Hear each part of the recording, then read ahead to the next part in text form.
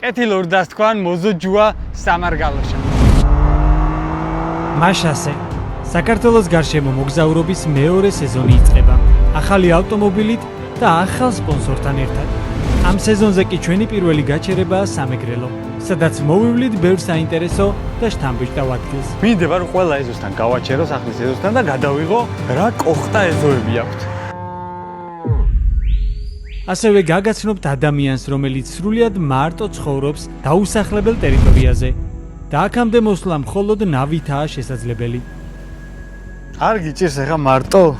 პრობლემა არის წყალდიდობა, თორე ზამთარში მზად უნდა იყო ადამიანი, რომ უნდა კონდეს, მაგრამ ყველაფრის რომ გეხვდეს ზამთარს ნორმალურად. ეს არის დახვედრის რიტუალი, ძირფის რიტუალს ვეძახით. ეთელი იყოს ჩვენი ფეხი. აი, აუცილებლად იქნება. ვესტუმრებით საინტერესო ადამიანებს და გავეცნობით ადგილობრივ სამზარეულოს. მაშასე, კეთილი იყოს თქვენი მობრძანება სამეგრელოში. და შეგახსენეთ მეგობრებო, რომ ამ კონტენტის წარმდგენი გახლავთ საძღვეულ კომპანია ვაიზერი, ხოლო არხის გენერალური სპონსორი არის ასლა სტორი. გამარჯობა მეგობრებო, ვიწყებთ საქართველოში მოგზაურობის ახალ სეზონს და დიდი სიხარულით მინდა წარმოგიდგინოთ, რომ წელს ამ სეზონზე აი ამ არაჩვეულებრივი პროექტის წარმდგენი იქნება ვიგო. ვიგო არის ვისოლის ოჯახის ახალი ბრენდი. ამ ბრენდის მთავარი მიზანია მოხმარებელს შესთავაზოს მაღალხარისხიანი საწვავი ხელმისაწვდომ ფასად. ასე რომ საინტერესო სეზონი გველოდება წინ ვიგოსთან ერთად. ასევე მეგობრებო, შეამჩნევდით ალბათ ახალი ავტომობილი გვყავს ამ პროექტისთვის. ეს გახლავთ Opel Mokka. გამოვიყვანეთ Opel-ის ცენტრიდან 2 დღის წინ და ამ მანქანით ვიმოგზაურებთ საქართველოში აი ამ სეზონის განმავლობაში. ვიზუალურად ალბათ დამეთანხმებით, რომ ძალიან ლამაზია, ძალიან ეფექტურია და მე პირადად მაგრად მომწონს. პირველ რიგში წავიდეთ ახლა ზუგდიდში დავბინავდეთ და რა თქმა უნდა დავიწყოთ მერე სამეგრელოს აღმოჩენა. თუმცა სანამ ზუგდიდში დავბინავდებით და ჩვენ სასტუმროს გაჩვენებთ, გადავწყვეტებთ გზად ერთი განსაკუთრებული მნიშვნელობის მქონე ადგილი მოგვენახულებინა. რუხის ციხეში მოვედით. ულამაზესი და ეფექტური შესასვლელი აქვს და შიგნით ძალიან ლამაზია ეს ციხე და აქ მოსვლას რა თქმა უნდა თავისი მიზეზიც აქვს და ამასაც გეტყვით. რუხის ციხე ზუგდიდთან ახლოს სოფელ რუხში მდებარეობს. ის მე-17 საუკუნეში აშენდა და წლების განმავლობაში დასავლეთ საქართველოს ერთ-ერთ მნიშვნელოვან თავდაცვის საყრდენს წარმოადგენდა. თუმცა მე აქ მისმა ისტორიამ კი არა, ციხის განსაკუთრებულმა ადგილმდებარეობამ მიმიზიდა. აი მთები, რასაც ხედავთ ახლა წინ, აი ეს მთები არის უკვე აფხაზეთი. ძალიან ახლოს არის ეს ციხე, ეგრეთ წოდებულ საზღვართან. სამწუხაროდ არ შეგვიძლია ჩვენს მიწაზე გადასვლა, მაგრამ იმედია ერთ დღეს ეგეც შესაძლებელი გახდება. ჩემი ერთ-ერთი ძალიან დიდი ოცნებაა აფხაზეთის გადაღება, აი მართლა ოცნებად მაქვს ეგ და იმედია ერთ დღეს მაგასაც მოვახერხებ და იხილავთ ჩემს არხზე აფხაზეთის ვიდეოს. ამასობაში ზუგდიდში ჩემოვედით, სადაც სასტუმრო ლეთოში გადავწყვეტეთ დაბინავება. ლეთო ერთ-ერთი გამორჩეული სასტუმროა ამ მხარეში და ჩემი მასპინძელიც არაერთხელ ყოფილა. ტრადიციულად მეგობრებო, გაჩვენებთ ახლა ჩემს ნომერს. მოკლედ, როგორც ვხედავთ, ეს არის მისაღების სივრცე. აქეთ მაქვს აივანი და მშვენიერი ხედი. და ესეც საძინებელი. უღრმესი მადლობა სასტუმრო ლეთოს მასპინძლობისთვის. ამოვედით ახლა სასტუმროს ბოლო სართულზე, სადაც გვაქვს ესეთი Infinity აუზი და საკმაოდ კარგი გარემოა, ალბათ დამეთანხმებით, აქვე რესტორანიც არის. იდეალური ადგილია დროის გემრიელად გასატარებლად.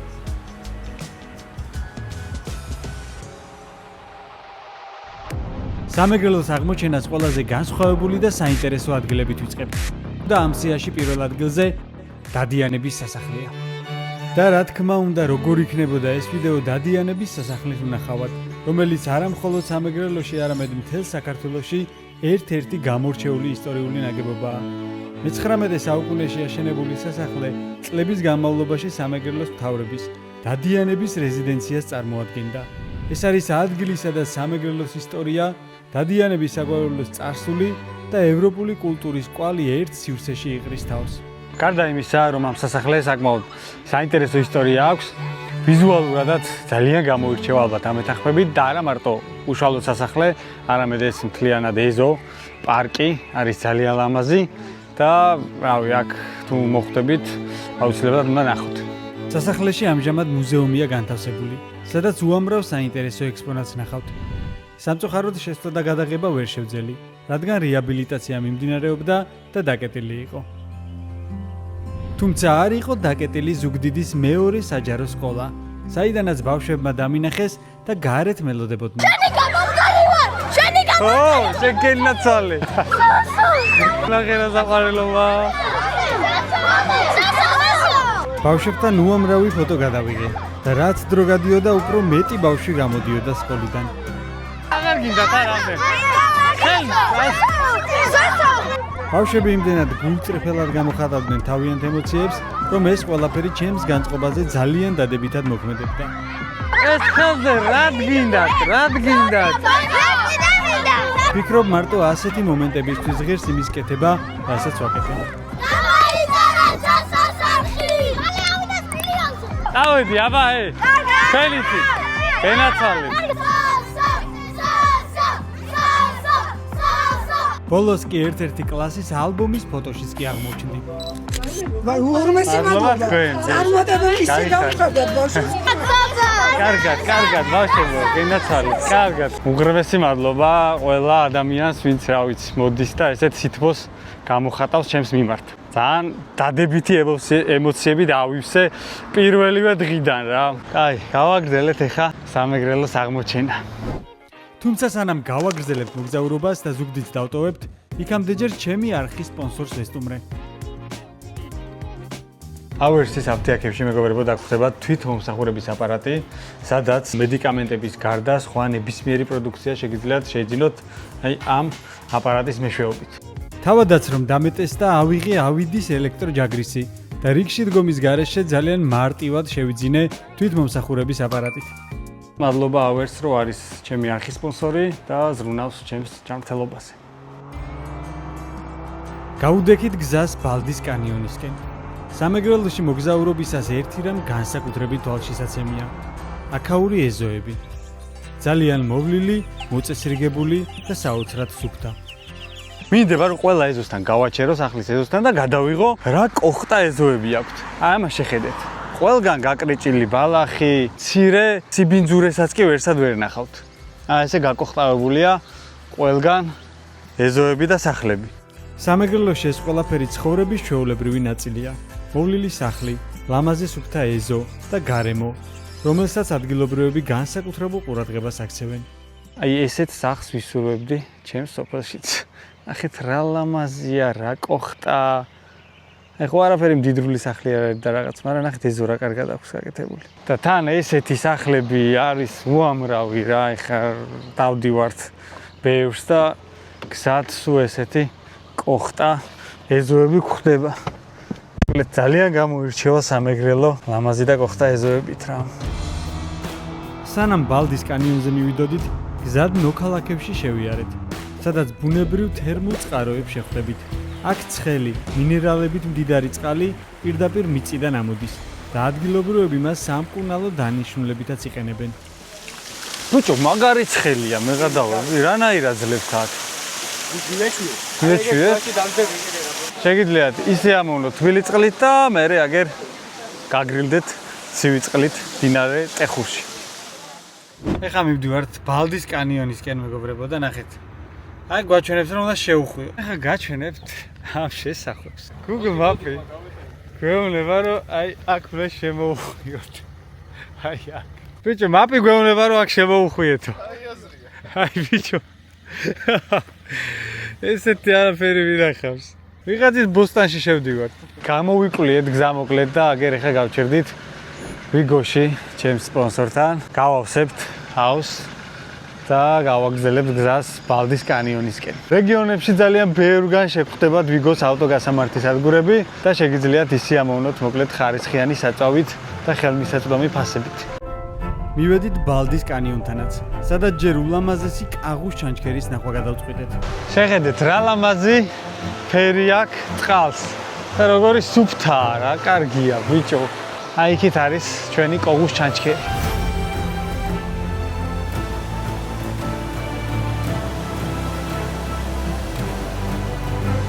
საკმაოდ ფოტოგენური და ლამაზი ჩანჩქერია რა.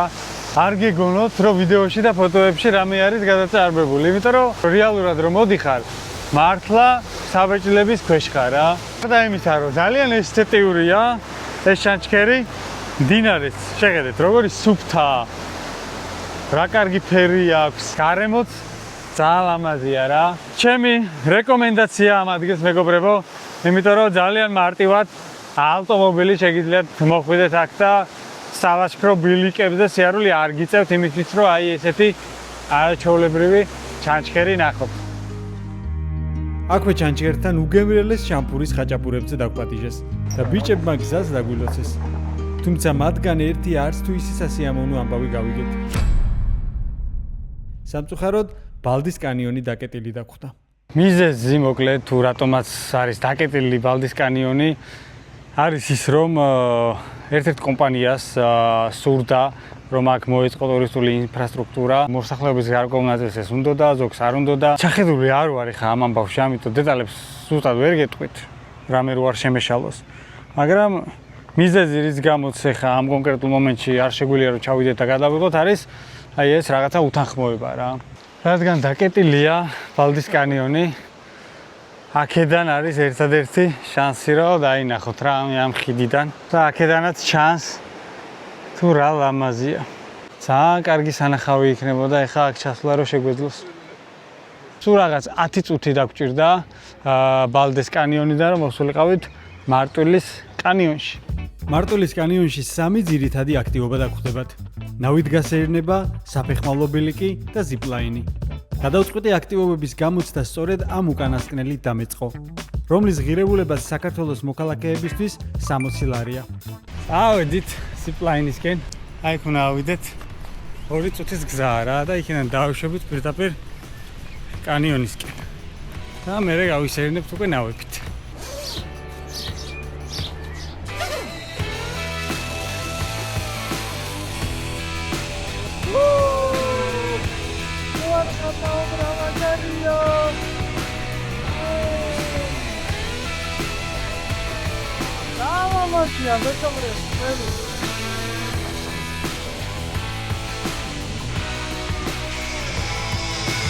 ძალიან გასწორა.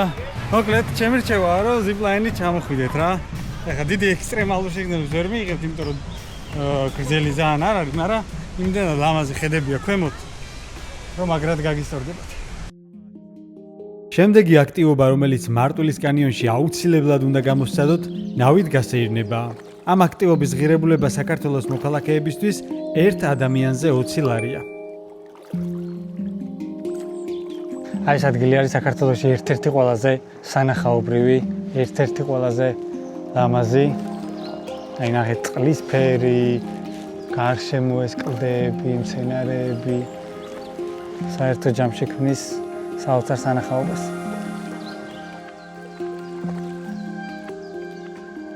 სხვადასხვის ბევრი კითხვა მოდის თუ რითი ვიღებთ საერთოდ აი ამ ვიდეოებს, რასაც ვიღებთ YouTube-ზე. ძირითადად ხმარობ DJI-ის ტექნიკას და DJI-ის ტექნიკის მომწოდებელი გახლავთ ჩემი სპონსორი Elite. და ნუ არა მარტო DJI-ის უამრავი ბრენდის ტექნიკა შეგიძლიათ შეიძინოთ Elite-ში, რადგან საუკეთესო ტექნიკის მაღაზია საქართველოში გახლავთ სწორედ Elite, ჩემი არხის სპონსორი. ამას შეხედეთ მეგობრებო, რა ლამაზია. აქეთ ჩანჩქერი ჩამოდის. ზემოთ ნახეთ რა მხელა კლდეებია. სანამ მე ამ საოცარ ადგილზე დავცურავ, იქამდე გამოიწერეთ ჩემი YouTube არხი. ძალიან მინდა რომ ავიდე 1 მილიონ გამომწერზე, იმიტომ რომ 1 მილიონ გამომწერზე ოქროს ბათონი ჩამომივა YouTube-ისგან და ეგ არის ჩემი ოცნება, შეიძლება ითქვას. და გთხოვთ რომ დამეხმაროთ ამაში და უბრალოდ დააწვეთ subscribe ღილაკს, ქვემოთ არის და გამოიწეროთ არხი. მესამე და ბოლო აქტივობა საფეხმავლო ბილიკია, რომელიც კანიონის ულამაზეს ბუნებაში, მწვანე ხეობასა და შთამბეჭდავ ხედებს შორის გაგატარებთ. დადიანების ბილიკი ესე ქვია ამ ადგილს და მიდიხარ ქვემოთ კანიონია და ლამაზი ადგილებია რა, იქით ხიდიც არის, ეხლა მაგ ხიდზეც გადავალთ. ერთი სიტყვით შეგიძლიათ ზიპლაინიდან დაათვალიეროთ კანიონი, შეგიძლიათ ნავიდან დაათვალიეროთ კანიონი, შეგიძლიათ ფეხით იაროთ და ისე დაათვალიეროთ ეს საოცარი კანიონი. მოკლედ, არჩევანი დიდია.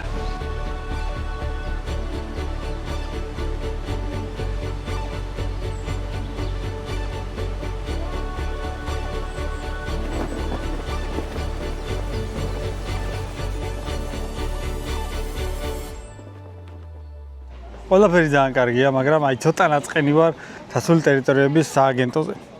და გეტყვი რა ხდება, რამდენიმე დღის წინ გამოსულა ახალი კანონი თუ დადგენილება, სადაც მოკლედ იუთუბერი თუ მოვა აქ ნებისმიერ დასავლურ ტერიტორიაზე და ვლოგს გადაიღებს და YouTube-ზე ატვირთავს, ითვლება მცირე მასშტაბის კომერციულ გადაღებად, რაც ითვალისწინებს 200 ლარიან გადასახადს. ან რაღაცა პროცედურები უნდა გაიაროს, უნდა შეავსოს რაღაც განაცხადი და მოკლედ ბიუროკრატია გვიწევს რა. მგონია რომ ეს შესაძლებელია, იმიტომ რომ იუთუბერი არ უნდა მოიაზრებოდეს ამ დადგენილებაში.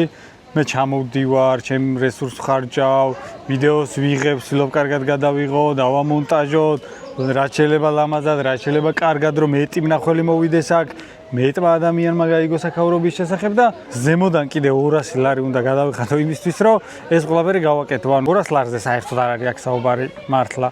არ გეგონოთ რომ მენანება 200 ლარის გადახდა არამე. თან ანუ ჩვეულებრივ შემოვედი, ბილეთის ფული გადავიხადე, რაიმე პრივილეგიებს არ ვითხოვ, ხო, რომ შემოვიდე და გადავიღო.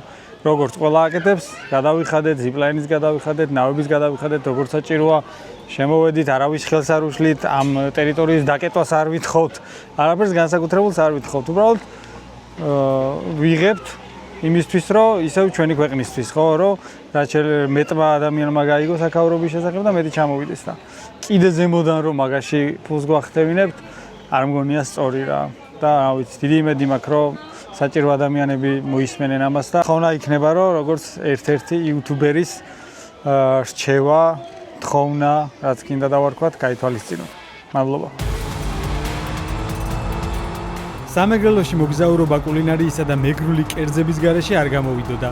ამიტომ გეზი ეთნოსოფელ სისატურასკენ ავიღეთ. რაც შეეხება ჩვენს ახალ Opel Mokka-ს, ჯერჯერობით რამდენიმე დღეა, რაც მყავს და ძალიან მომწონს, საკმაოდ კომფორტული სამართავია, ძალიან რბილი საჭი აქვს, უკანა ხედვის კარგი კამერები აქვს, სტარტ-სტოპ-ღილაკი აქვს და ბევრი კარგი ფუნქცია აქვს, რაც თანამედროვე მანქანას ავტომობილს უნდა ჰქონდეს. თუმცა ყველაზე მნიშვნელოვანი და მთავარი რაც არის და რაც უნდა იცოდეს Opel-ის შესახებ არის ის, რომ 2021 წელს Opel-ი შეისყიდა უდიდესმა ავტომწარმოებელმა Stellantis-მა, რაც იმას ნიშნავს, რომ დასრულდა ეგრეთ წოდებული ეკოტეკების ზრავების, ანუ General Motors-ის ხანა და თქვენს წინაშეა განსხვავებული თანამედროვე ახალი Opel-ი. მოვედით მეგობრებო სისატურაში, ძალიან საინტერესო ადგილზე. სისატურა ეთნოსოფელია, სადაც მეგრული კულინარია, კულტურა, ისტორია და ტრადიციები ერთ სივრცეში იყრის თავს. ეს არის დახვედრის რიტუალი, ძიფის რიტუალს მეძახით, რომელიც იმიტომ რომ მიღბლიანი დღე იყოს, კარგად ვიყოთ, გვჭირდება დავიცვა, ასე რომ ჩვენ გაგვემარჯოს. გაგვიმარჯოს. გაგვიმარჯოს. ეთელე იყოს ჩვენი ფეხი. აი, აუცილებლად იქნება. არ არის ესეთი ძლიერი. არ თქვა. ეს ქალბატონი მარიკა თოდუაა. სისატურას შემქმნელი და ადამიანი, რომლის იდეითა და დიდი შრომითაც ეს განსაკუთრებული ადგილი შეიქმნა. 2019 წლიდან ოფიციალურად გავხსენეთ სისატურას კარები. იდეა გაჩნდა დაახლოებით 2014-15 წლებში, როდესაც გადავწყვიტე, რომ ბედნიერი მინდოდა ყოფილიყავი. დავფიქრე, როდის ვიყავი ყველაზე ბედნიერი ვიყავი ბავშვობაში, როდესაც ბებია მიშვებდა თავის სოფელში ნათესავებთან, სადაც ესეთი სახლები იდგა, იყო ძალიან ბევრი გემრიელი საჭმელი, თამაშები, აი ლეგენდებზე საუბარი და ყოველივე ეს მინდოდა ყოველდღიურად განმეცადა ის სიხარული, რაც ბავშვობაში მქონდა. სისატურაში სხვადასხვა ეპოქის ეთნოსახლებია წარმოდგენილი. თითოეული მათგანი თავისი დროისთვის დამახასიათებელ არქიტექტურასა და ყოფით გარემოს გვაჩვენებს. რაც საშუალებას გვაძლევს მეგრული ცხოვრების სხვადასხვა ეპოქას ერთ სივრცეში გავეცნოთ. სისატურა არის პატარა სამეგრელოში. ანუ ბუნებრივ გარემოში 3 ჰექტარზე გეგმარებული სივრცე, სადაც მოსული სტუმარი თავიდან ბოლომდე ეშვება მეგრულ თავგადასავალში. ხდება ერთი მეგრული ოჯახის სტუმარი. ყველაფერი რაც სახედავთ არის ძალიან ავთენტური, ყველაფერს აქვს თავის დანიშნულება, თავისი ისტორია, არაფერი არ არის რაღაცა შელამაზებული და გადაპრანჭული.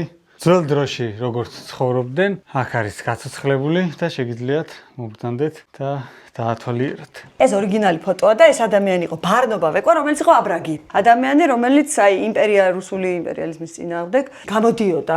სისტემისთვის ესენი იყვნენ როგორც კრიმინალები, მაგრამ ადამიანებს ეხლა უბრალო ადამიანებს ძალიან უყვარდა, რაც ვიცით, ობოლ ოჯახებს ძალიან ეხმარებოდნენ. ახლა უცხოელი რომ ვერ იგებს rebels ვეუბნება, რომ ზუსტად ვერ გამოსახავს ამ აბრაგობას. ვეუბნები რომ Robin Hoods იგებენ. ეს არის ყოველს მარტივი გზა რომ გაიგო. მოკლედ, ეს არის ისეთი რამ, რასაც ჩვენ ცხოვრების მოკლე პერიოდში ჩვენ ვიყენებთ. ხო. ძალიან მოკლე პერიოდში. რაღაცას გვასწავლის. რამე იდეა ხო არ გაქვს ბიჭებო? ბავშვის სასიარულო. კი ბატონო. ზარო, აი არ დაულევია და. ჩოჭინა. ჩოჭინა და. ანუ ბავშვი ჩადგება აქ და დადის. ჩემი შვილი ამაში აიდგა ფეხი, იმიტომ რომ თანამედროვე ვერ არის ისეთი კარგი. მე მყავდა ახლა ძალიან ბევრი ხა მსოფლიოდან ხო ვიღებ სტუმრებს, ძალიან ბევრი პედიატრი მოხდა აქ და როდესაც გაიგეს რომ ეს გვაქვს სამეგრელოში, ნუ თქვეს რომ smart გამოგონება ქონიათ მეგრელებს. სანამ კულინარიაზე გადავალთ მეგობრებო, ნომიოზე ვებსაიტი გავაკეთეთ. გარდა აპლიკაციისა, ვებსაიტის მეშვეობითაც შეგიძლიათ შეიძინოთ ინტერნეტი ნებისმიერ ქვეყანაში. აგერ ამონათდება საიტი და აღწერაშიც იქნება. სისატურაში მეგრული სამზარეულოს გაცნობას განსაკუთრებული ადგილი უჭირავს. მეგრული კერძები თავისი გამორჩეული გემოებით საქართველოს კულინარიული კულტურის ერთ-ერთი ყველაზე საინტერესო ნაწილია. ეს სამეგრელო კერძი იყოს, რომელი იქნებოდა? ცოტა რთული კითხვა და რთული კითხვა. ღომი და ხარჩო. ღომი და ხარჩო. რომ რაღაცა დავსებს ერთმანეთს. რომ სიცხარეა, იქ რაღაცა ღომი ანეიტრალებს, განაკლებს, სიამოვნებაში მიყავხარ. ამასობაში მეგრული სამზარეულოს ერთ-ერთი ყველაზე გამორჩეული კერძის ელარჯის მომზადების დროც მოვიდა და ამ ყველაფერში შევეცადე მეც მიმეღო მონაწილეობა. არ არის მარტივი ამბავი. კიდე ასია. მე და კულინარია ცოტა ვერ მეგობრობთ. მოდი მე ვიდეოებს გადავიღებ, ჯობია. ყველაზე მთავარი ხა უნდა დავაგემუნოთ. ყველი მიყვარს უკეთად კერძებში. შესაბამისად, ელარჯი ძალიან მომწონს. გემრიელია. სამეგრელო კერძი იყოს, ხარშა და ღომი იქნებოდაო და ხარშის გარეშე არ გამოვიდოდა. მშვენიერია. არაჩვეულებრივი მეგრული სუფრით დაგვირგვინდა ჩვენი ამბავი. უგემრიელესია ყველა კერძი. ხოდა მეთანხმები ჯავახი. ღომი დასტურებ. და დიდი მადლობა მოკლედ ესეთი არაჩვეულებრივი მასპინძლობისთვის.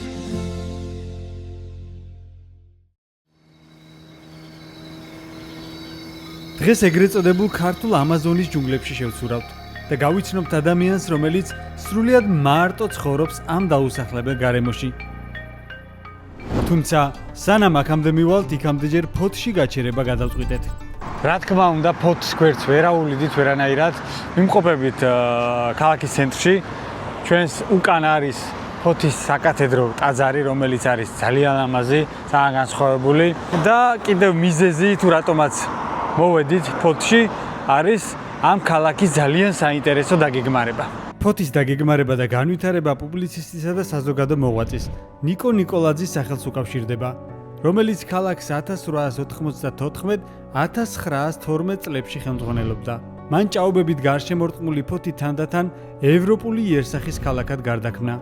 მისი ინიციატივით დაიგეგმა ქუჩები, გაშენდა ბულვარები, აშენდა ხიდები და განვითარდა ნავსადგური. შედეგად კი მივიღეთ საოცარი სიმეტრიით, წესრიგითა და ჰარმონიით დაგეგმარებული ქალაქი. ამ სიმეტრიაში კი შეუძლებელია არ შენიშნო ფოთის შუქურა, რომელიც ქალაქის ერთ-ერთ მთავარ ღირსშესანიშნაობად ითვლება და ფოთის სანაპიროს მთავარი სიმბოლოა. ესეც ჩვენი ფოთის შუქურა, სადაც ახლა 160 კიბის საფეხური უნდა ავიაროთ, რომ აღმოჩნდეთ აი ბოლოში. თორიდან გონია, რომ არ არის ისეთი მაღალი. მაგრამ ახლოდან საკმაოდ დიდია. საინტერესოა, ნახე. ერთ დროს როგორი იყო აქაურობა. 160 წელზე მეტია ეს შუქურა აქ დგას. ერთ-ერთი ყველაზე ძველი შუქურაა მთლიანად შავი ზღვის ტერიტორიაზე. კაი, მოდი ახლა ავიდეთ ზემოთ.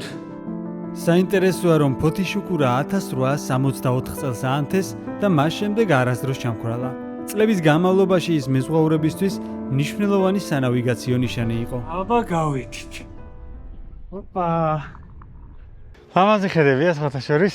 აგერ ჩვენი შავი ზღვა მოჩანს და უკანა მხარეს ქალაქის გარკვეული ნაწილიც მოჩანს. ძალიან მარტივია სხვათა შორის ამოსვლა დიდად არ გაგიჭირდებათ 160 საფეხური ბევრი არაფერი არ არის. თუ კი მოხვდებით ფოთში, გირჩევთ რომ მოხვიდეთ, ამობრძანდეთ აქ და დაათვალიეროთ მოკლედ გარემოც და თვითონ ეს შუქურაც, იმიტომ რომ საკმაოდ ისტორიული მნიშვნელობა აქვს და შეიძლება ვთქვათ, რომ ფოთის ერთ-ერთი მთავარი ღირსშესანიშნაობაა.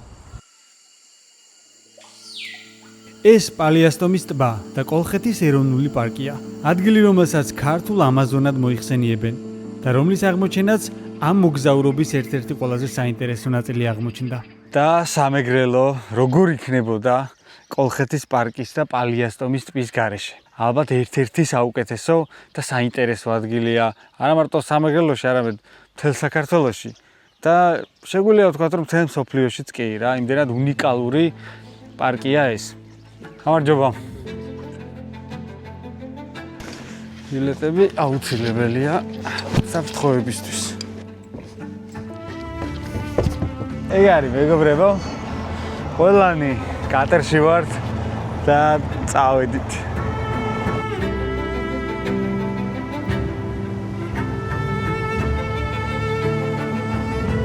გადავცურეთ პალიასტომის ტბა და შევცურეთ მდინარე ფიჩორში. და ეხლა იწყება ჩვენი თავგადასავალი ეგრეთ წოდებულ ქართულ ამაზონის ჯუნგლებში.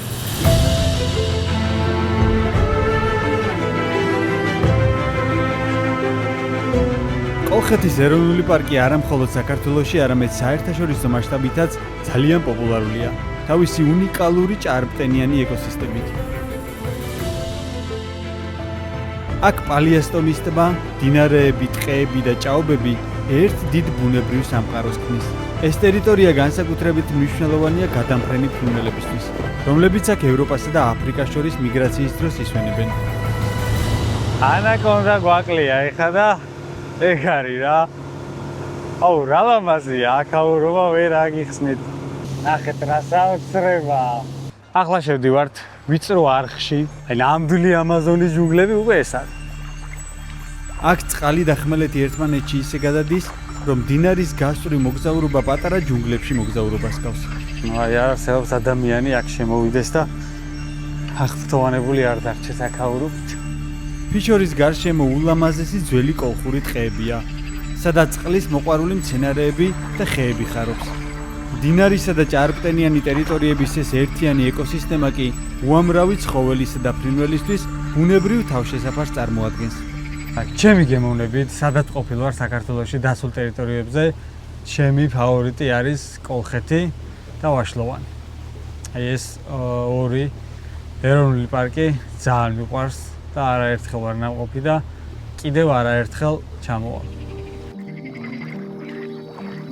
მდინარე ფიჩორის ნაპირზე საპიკნიკი ადგილსაც შეხვდებით, სადაც მცირე ხნით გაჩერება და პატარა პიკნიკის მოწყობაა შესაძლებელი. აქ ცეცხლი შეიძლება ხო დაინთოს? შეიძლება დაინთოს. მოდი შეიცვალოს. ნახეთ რა გარემოა.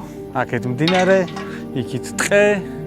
განსაკუთრებით სასიამოვნოა აქ გაჩერება, რადგან ირგვლივ მხოლოდ ტყის ხმაური და მდინარის დინება ისმის. თუმცა ჩვენ დიდი დრო არ გქონდა, ამიტომ პატარა პალიასტომის ტბისკენ ავიღეთ გეზი. შემოვედით, ეხა პატარა პალიასტომი ქვია ამ ადგილს. პატარა პალიასტომი და მის გარშემო გადაჭიმული უსასრულო ჭალები ერთ-ერთი ყველაზე ლამაზი და განსხვავებული ადგილია კოლხეთის ეროვნულ პარკში.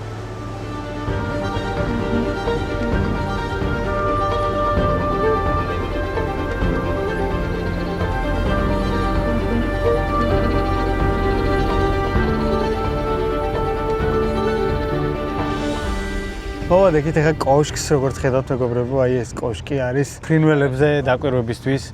მოგიხსენებათ, აქ უამრავი გადამფრენი ფრინველია. მათ შორის წეროები, რომლებიც ჩვენ უკვე ვნახეთ. და აქედან შესაძლებელია ამ ფრინველებზე დაკვირვება. ახეთ რა ლამაზია ქაურობა. ავიდეთ ახლა კოშკურაზეც და გადმოვიხედოთ ზემოდან. მგონია რომ აი საქართველოსთვის ერთ-ერთი ყველაზე არადამახასიათებელი ადგილია. ჩვენ ახლა სიღრმეებში ვერ ჩავალთ. ამ ადგილის თავის ეფურებებზე ბევრს ვერ ვილაპარაკებ. არ არის ჩემი ფორმატი ეგ. თუმცა ამ ხრივაც კოლხეთის ეროვნული პარკი არის ძალიან განსაკუთრებული. აქ უკვე ფიქრობდით, რომ ზუგდიდში დაბრუნების დრო იყო. თუმცა არ ვიცოდით, რომ დღის ყველაზე საინტერესო ამბავი ჯერ კიდევ წინ გველოდა. მზად შემთხვევით გავიგეთ, რომ ამ ტერიტორიაზე სრულიად დაუსახლებელ და მიუვალ ადგილზე ერთი ადამიანი ცხოვრობდა. რა თქმა უნდა, ამ ადამიანის გაცნობა ძალიან მოგვინდა და გადავწყვიტეთ მის სანახავად წავსულიყავით. სამაქანო არაფერი გზა აქ არ მოდის, ხო? მარტო წყლით. წარმოიდგინეთ, მარტო წყლით არის შესაძლებელი მოსვლა და ცხოვრობს სრულიად მარტო. გამარჯობა. როგორ ხართ? ეთილი იყო ჩვენი ფეხი.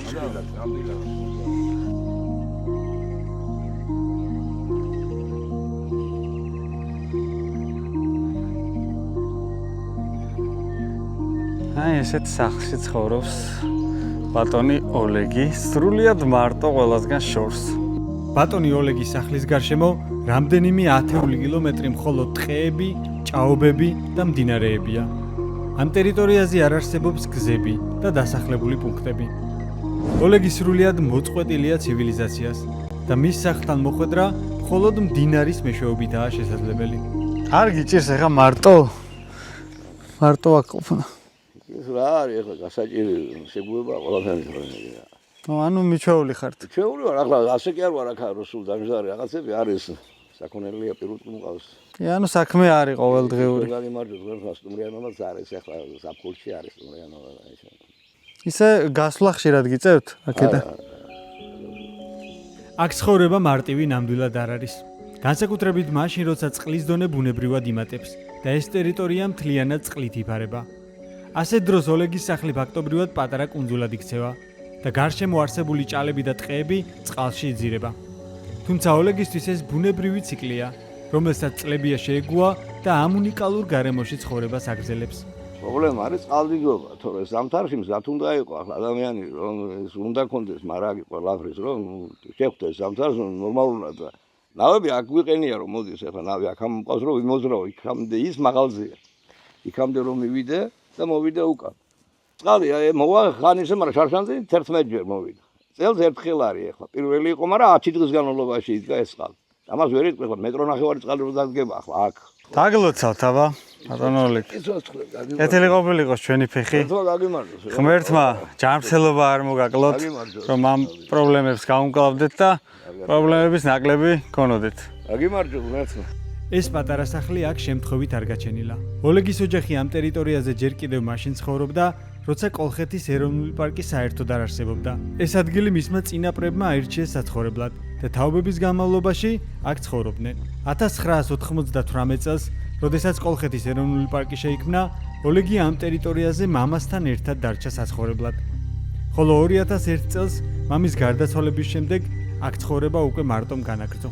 ის მომენტი თუ გაქვთ, რომ აი თქვა მოგწყინდათ მარტო ყოფნა და გასვლა მოგინდათ. მოწყენა რა არის ახლა მოსაწყენი და როცა გინდა საშო რაღაც გინდა და რაღაც შემთხვევა რომ მივდივარ გასულ შემთხვევაში საზუსტად დაბადების დღეა, ქორწილია, რაღაც არის ღმერთმა სულ კარგი ამბავი მოგწეს, გავდივარ როგორ არა. ის კი არა ხალხი არ გავურივარ გასულ. ხალხი ზანო ერთად მეყარს, დალებაც მეყარს და ხლა ბოლოს ვეღარ ვღერივარ თორე მემღერები თალობა. თქონდეს საშუალება სხვაგან იცხოვრებდი თუ ისევ? ახლა უკვე ისეთ ასაკში ვარ, მას სხვაგან უკვე ფეხის მოკიდე აქ ავარ და თითქმის ვერაფერი ხედავ დღეში აქ ავრობა და სხვაგან წავიდე და ფიდობის მოდი ფიდობის გევლონ და რა ვიცი წყალია და ხალხი ვარ, წყალში ზუდა იყო გამარჯვებული და ხმელეთზე და ყველა ფიდობის და ფიდობა დაგვედრო ოჯახებში რა ვიცი. ასე და ამგვარად დავემშვიდობეთ ოლეგის, ადამიანს, რომელიც ცივილიზაციისგან ასე შორს, სრულიად განსხვავებულ სამყაროში თავისთვის მარტო მშვიდად ცხოვრობს. მოკლედ ეხლა მეგობრებო, ძალიან უხერხულად ვიგრძენით თავი, რომ ხელსარიელები მოვედით რა, იმიტომ რომ ბოლო 5 წუთში გადაწყდა ეს ამბავი, საერთოდ არც კი ვიცოდი, რომ აქ ბატონი ოლეგი ცხოვრობდა. წარმოდგენა არ მქონდა და აი ბოლო მომენტში გავიგეთ და ვინახულეთ და ეხლა გადავწყვიტეთ, რომ გავიდეთ, რომ გავალთ აქედან რაღაცეები ვიყიდოთ და გამოვატანოთ აგერ ჩვენ მეგობარს. და ოლეგი ძიას მოკლედ მოუტანს და იმედია რომ რაღაცა გამოადგება რა და შეუმსუბუქებს ოდნავ მაინც აქ მარტო ცხოვრების ამბავს. და ძახსაც. ძახსაც რაღაცებს უყიდით. მივედით მაღაზიაში. ვიყიდეთ ყველა ის საჭირო პროდუქტი, რაც ვფიქრობდით რომ ოლეგის გამოადგებოდა. გვინდოდა რომ ჩვენი სტუმრობა მხოლოდ გაცნობით და საუბრით არ დასრულებულიყო და სანამ წამოვიდოდით მისთვის რაღაც სასარგებლოს დაგვეტოვებინა.